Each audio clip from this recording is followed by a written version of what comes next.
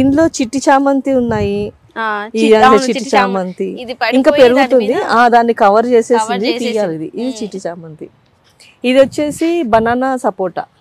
Banana సపోటా అండి. ఈ సపోటా మనకి అరటి పండు తిన్న టేస్ట్ వస్తుంది. ఈ సపోటా. నా దగ్గర ఫ్రూట్ ప్లాంట్స్ కూడా ఉన్నాయి. ఇంకా ఇది ఇక గన్నేరు తెలుసుగా. ఇంకా మీకు స్పెషల్ చెప్పాలంటే ఇది చింత చిగురు. అసలు చింత చిగురు పెట్టుకోవద్దు, చింతలు ఎక్కువ అవుతాయి అన్నారు. కానీ చాలా మందిని చూసాక ఇది నేను పెంచుకున్నాను. దీనికి కూడా ఆల్మోస్ట్ 4 years అది ఉంది. ఫస్ట్ చిన్న దాంట్లో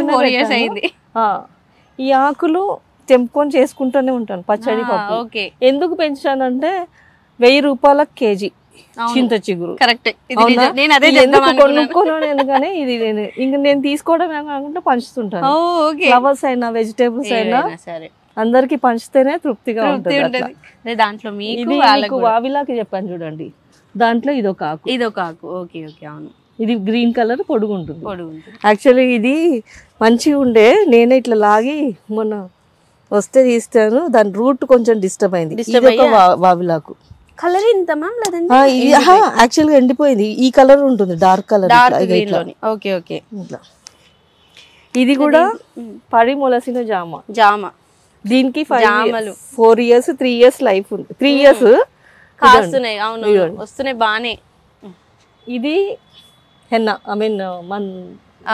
గోరింటాకు చెట్టు. ఇది దీంట్లో వంగ మొక్కలు ఉన్నాయి. ఇప్పుడు పూత పైన ఉన్న వల్లి. ఇది బ్రౌన్ కలర్ చెరుకు గడ. ఇది చెరుకు మొక్కజొన్న అయితే అది వేసాను. దీంట్లో చామదుంపలు కూడా ఉన్నాయి కానీ అక్కడ లోపల ఉన్నాయి. మీకు ఇంకో స్పెషల్ చూపిస్తాను.